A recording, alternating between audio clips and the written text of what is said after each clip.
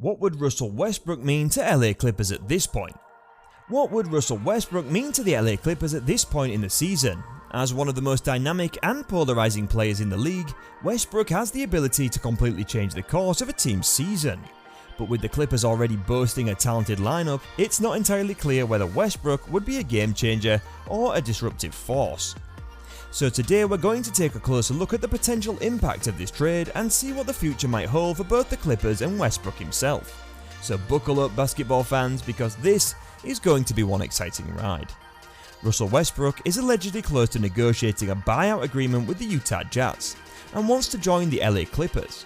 Now, the length of this video won't be excessive, yet because he is Russell Westbrook, I had to abandon my hasty observations. I'll start with the potential advantages. I'm not sure whether Russ will start right now. I'm speculating with this video since I have no idea how many minutes he'll have or what Ty Lue's actual plan of attack with Russ is. Russ does, however, provide the squad with some kind of alpha leadership presence. Keep in mind that I have stated this since I'll return to it with drawbacks. Maybe I just have PTSD and I'm unable to forget what occurred within the bubble, but I still get glimpses of that series against Denver whenever I watch the Clippers now.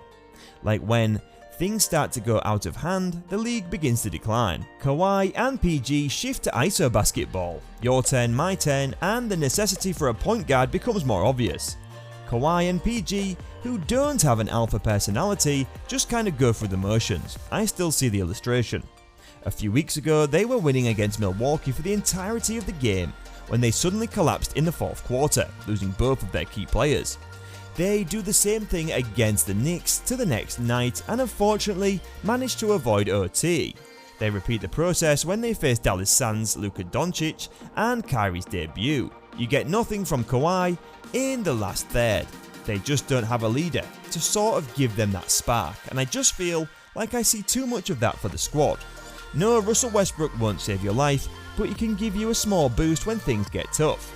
While he's unquestionably a great talent, it seems like the team kind of follow Paul George in important situations when the game isn't focused on a particular shot. If anything, Russ will be the first team all energy, for better or worse, and I think they could use it. Another plus is that because of what the Lakers fortified to bring them in, we are aware of how big of a catastrophe Russ was with them. Moreover, they were unable to surround that chill with the suitable items. Even if it was already a bad fit, it will become worse if more components are lost. This fits the bill much better. Russell Westbrook's trade-in by the Lakers was never justified. He's an offensive facilitator and a point guard who controls the ball well. The Lakers had that previously. Russ's removal from that position therefore served only to highlight how inadequate this half-court skill set has always been. But now that they have some kind of floor general, the Clippers, a club that sorely needs that, are better off.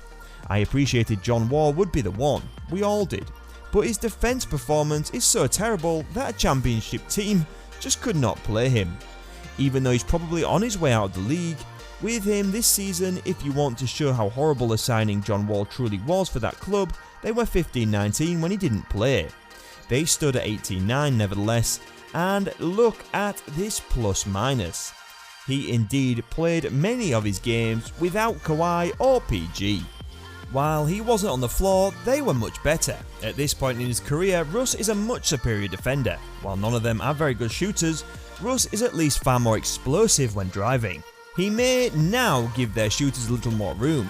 Going back to the fit, I hope that Russ is still best at driving to the basket and either completing or drawing a foul, which may not be the smartest move since he isn't the best free throw shooter any longer. But it is unrelated to the discussion at hand. To me, it seemed like they had a great connection when he threw AD, the alley-oop, or when he gave one of his shooters an open look. Compared to the Clippers, see how the Lakers star players perform on catch and shoot threes. It's like day and night, just what Russ offers. So it makes a lot of sense when put on paper. Let me now go on to the cons that Russ is an alpha. I warned you that you would hear it from him again, but at this stage of his career, that particular trade has its drawbacks. I still hold my claim that Russ is one of, if not the most naive athletes I've ever seen in my personal life.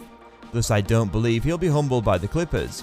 I mean, I'm on my 6th club in 5 years, and I just got bought out as a former MVP, but I don't believe it's in Russ's nature to see the writing on the wall. He isn't made that way. Russ is a confident athlete, and I assume he's thinking as he enters the room. In the West, a new big three has just been established. With me, Paul George had his greatest season. 3 times I averaged a triple-double with this player, and we just acquired Kawhi Leonard, a 2-time Finals MVP. Let's start the process. I'm not upset with him since it's what made him unique. On the other hand, the Clippers may find it challenging in the long run. Russ is a highly proud athlete who once again wears his triumphs on his sleeve, therefore he doesn't always take constructive criticism well. Frank Vogel was too friendly to him last year in my opinion, and Russ didn't quite get it, so he gave him a little bashing as he left. It didn't appeal to me. He deserves praise this year for joining Darvin Ham on the bench. He accepted Darvin's decision to bench him and make him a 6th man on the bench, yet the early part of the season wasn't the smoothest. He reportedly injured his hamstring during the preseason because he was playing off the bench and said he wasn't accustomed to not starting. Russ didn't sit on the bench in the 4th quarter of the season when he wasn't playing, he would just be warming up on the bike. You could still sort of sense Russ's unhappiness at not playing when he probably felt like he should have been playing, because I don't even know how you sub in and out fast if he's on the bike. All of it's included in the Russ package. Fortunately for the Clippers, Ty Lue has experience dealing with arrogant players since he has mostly coached Kyrie and LeBron. But unlike Russ, he hasn't had to bench them and make ego-damaging decisions. I want to see how that seems. At the end of the day, I believe the playoffs are about how many defensive stops you can get and who has the most guys, who can generate their shots. This means that when the going gets tough in the playoffs, Kawhi and PG will isolate and showcase their offensive arsenal. When that occurs, and they share the floor with Russ doing that, I'm interested in seeing how the offensive space will look, because Russ's defender won't be treating him as a perimeter shooter. It may also be a little intriguing. In conclusion, Ty Lue will continue to collect his paychecks from these recent months. Russ will likely log significant playing time given that Reggie Jackson and John Wall were gone.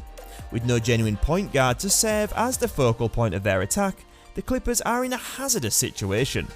Russell Westbrook will most likely play a considerable amount of time on the floor as a consequence. But the Clippers did not incur significant costs in acquiring Westbrook, and they are not saddled with onerous debts to him. Coach Ty Lue has the opportunity to try out different lines since the Clippers roster is loaded with skill, something he was not allowed to do under past coaches. This is unquestionably a benefit of the change. These are my early impressions of the deal, but I'd love to hear your ideas in the comments. What do you think about the possibility of Russell Westbrook joining the LA Clippers? Do you think it would be a game changer for the team, or do you have doubts about how he would fit in with their current lineup? Leave your thoughts in the comments below and let's keep the conversation going. And if you enjoyed the video, don't forget to give this video a thumbs up and hit that subscribe button to stay up to date with all our latest content. We'll be bringing you more deep dives into the world of sports, so be sure to tune in next time for another exciting discussion. Thanks for watching, and we'll see you soon.